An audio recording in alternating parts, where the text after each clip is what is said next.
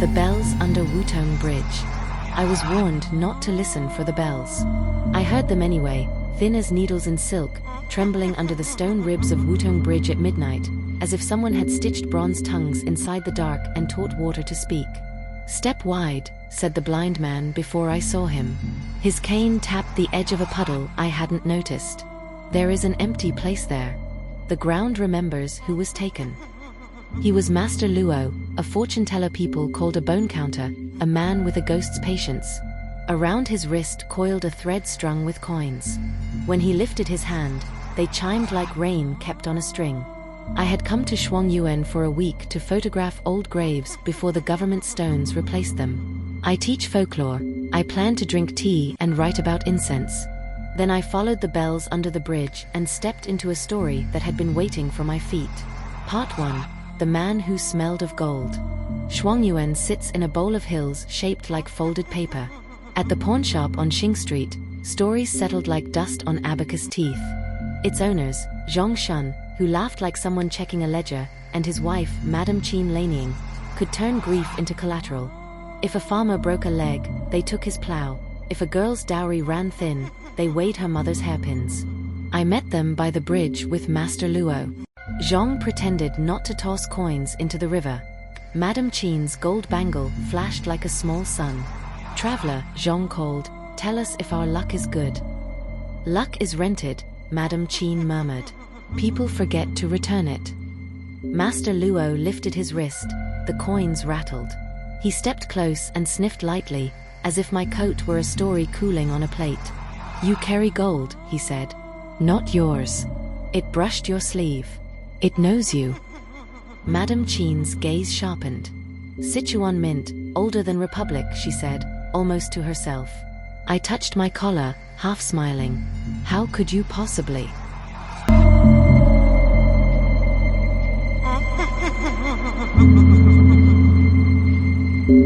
"Graves," Master Luo said. "Some are built like mouths. When they open, they breathe." He added softly, "A man was drowned under this bridge. He is still counting his breath." "What was his name?" "Danhua. Brickseller. Called a thief and drowned for it. His mother's weeping kept going after her voice failed." I wrote it down because details are a bad habit of mine. When I asked who called him a thief, the blind man's coins rang once.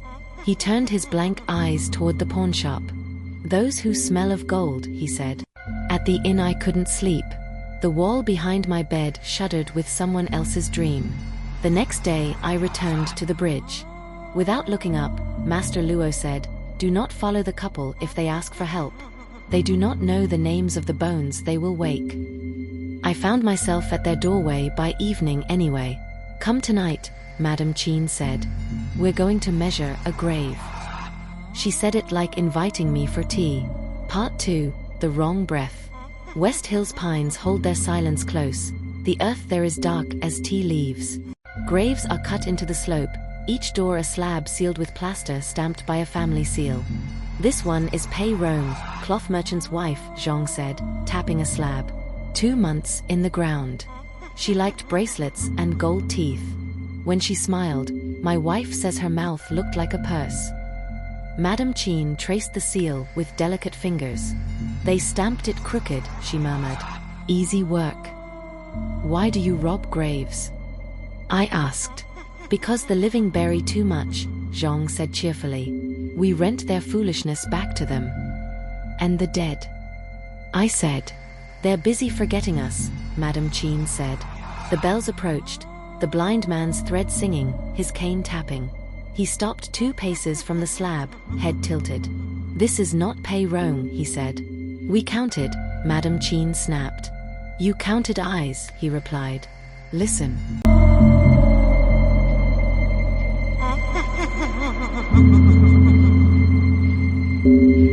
At first I heard only pines rasping, and then a difference. Behind this slab, the hollow sounded damp, like a held breath. "Tan Hua," Master Luo said. "There's a spring under his feet. He drowned twice, once among hands, once among roots." "Lies," Madame Qin muttered, wedging in her wire saw. "Open it," he said gently. If I lie, your sack grows heavier. If not, speak a name not made of gold. The seal sighed apart. Water and iron filled the air. Tan Hua's body looked like an argument water had with earth, but the rope around his throat still marked the men's arithmetic. In his mouth packed pulp, the word thief 4 times, and beneath it, in a woman's hand, my son is not. Forgive me for not dying first. Put it back, the blind man said softly. He has been handled enough.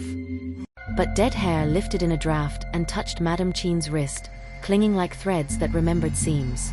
She flinched, then reached into the mouth, groping for gold that wasn't there. What she tugged out was a string of tiny bells, green with age, the kind Master Luo wore. Someone had forced them into Tan Hua's mouth with the paper to keep him from speaking water. They rang in her fist. She tried to fling them away. The thread whipped back and coiled itself around her wrist, biting until the skin bulged. Zhang cut. He brought the wire. The thread snapped back into the coffin and vanished. The bells sank into her flesh like teeth. Master Luo tapped the coffin edge twice with his cane. The clinging hair loosened and fell. The bells fell silent but stayed bound. We sealed the slab with spit and mud. On the path down, the lantern trembled. When the trail bent toward the bridge, Madame Qin tried to cut through scrub. The bells on her wrist rang once. She gasped and returned to the path. I pretended not to notice. Part 3. The Harvesters. If grave thieves had saints, they'd pray to them in that week. Peering into water had not cured Zhang and Qin. It made them hurry.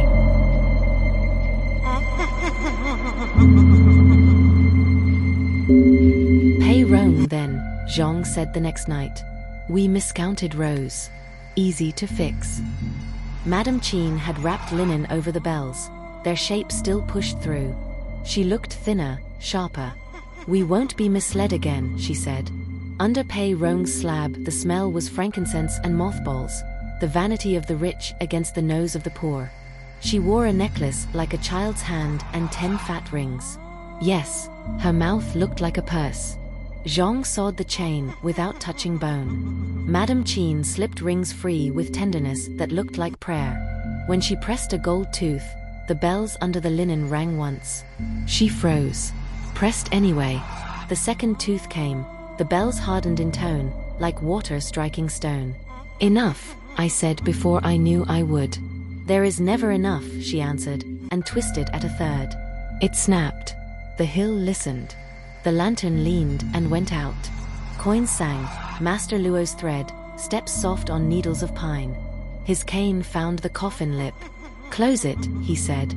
She bites because she was vain. The next will bite because it is owed. Get out, Zhang hissed. You're no magistrate. I'm a witness, he said, turning his blind face toward me. You brought another. He laid his cane lightly across Madame Qin's wrist. The bells beneath answered, his coin sighed, conversation passed I could not hear. She yanked away. Touch me again, she said, and I'll put that stick where your sky doesn't see. Touch the dead again, he replied, and you won't get your hand back. We closed Pei Rong with half-cut necklace and teeth like small fences. On the bridge, Master Luo offered, say the apology. Not to me. To the river. To the man you named. Kindness lasts longer than hunger. Madame Qin stared into black water. I will do one better, she said. I'll dig him up and put back what he did not take. I'll hand the river his breath. His breath is not yours, the blind man said, but Zhang loved a plan that could be counted. Tomorrow, he said, then we'll sleep. No, said the blind man and I together. Part 4, The Reckoning Under the Hill. We went anyway. At Tan Hua's grave, our patch looked like a bandage. We peeled it back carefully. Before the lid rose, Master Luo said, say the words while there is still a lid. Madame Qin pressed her palm to the wood. Tan Hua, she said in a voice frayed thin, I borrowed your name. I return it. I am sorry. The bells eased. We made ourselves gentle. She placed the pulp back in the mouth. My son is not, and set the bells by his cheek instead of inside, as if returning a knife to the table rather than the wound. We sealed the slab smooth. Go home by the short path, Master Luo told them. Do not cross the bridge. Do not speak each other's names until morning. If the bells speak, do not answer. Of course they took the bridge. Habit is history chiseled into muscle. I followed because I had already failed at not following. The blind man followed because the bells did. Mid-span, the river wore its night face though the sun was high. The bells on her wrist began to sing, asking without words, "Bring it back, you don't get to put down what you carried, we know where you sleep." Madame Qin pressed her lips until they went the color of mushrooms. Zhang made a decision. He grabbed her wrist, bit the linen, came up with blood and a shred of thread. The bells laughed and flew back to the only wrist that had earned them. She slapped him. Small, precise, a sound a marriage can learn to live with. "Jump," she said, and dragged him over the parapet. The river received them with a killer's experience. Bubbles rose. Zhang surfaced first, clinging to stone like a sinner to a temple door. Downstream, Madame Qin bobbed against the current's kink. The bells rang underwater, a muffled cruelty. She kicked once, twice. On the third, surrender crossed her face, and then decision. She reached into the water the way you reach into a drawer and took out nothing. She lifted nothing like an offering, put nothing in her mouth, and chewed until the air bled. Then she leaned and spat into the river, 1, 2, 3 times, like returning fruit she had stolen. The bells went quiet. The stone relaxed underfoot like a back after a burden is set down. Zhang hauled her to the parapet. She lay there and laughed softly, like a jar that stops rolling and remembers it is meant to hold something. "Close your shop for 7 days, Master Luo said. Sell only light things for a while. Do not carry water after dark. Do not say the dead man's name. He has his breath and doesn't need to hear it." "And the string?" she asked. "It will rot," he said. "Everything does." Part 5. After the bells. I left Shuangyuan the next day because stories that stay too long begin to believe themselves. On the bus, the village shrank into a handful of roofs. The bridge became a brushstroke where the painter had hesitated. Madame Qin had pressed a small packet into my hands. A silver ring, peirongs, not gold, a sliver of ceiling plaster with a thumbprint, perhaps Tanhua's mother's, and a length of thread without bells, stained the color of riverbed. "For writing," she said. "No one will read it if you don't give it something true to stand on." I went to the bridge one last dawn. Master Luo stood there because the place was his. Some men are borders, others are maps. "You'll write it wrong," he said. "As it happened," I insisted. "As you saw," he corrected. "What happened is larger. No one owns it."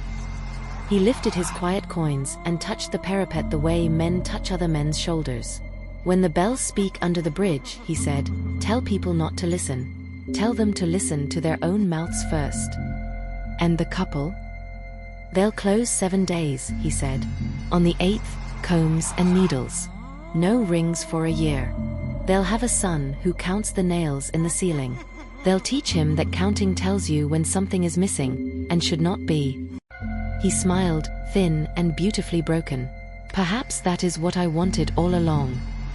I left him with the river speaking quietly to the stone. Months later, a winter night clicked in my radiator like beetles in a jar. I heard a single bell, thin, sure. My drawer still held only thread. Novels. But I lay awake, listening to my own mouth to make sure it was closed.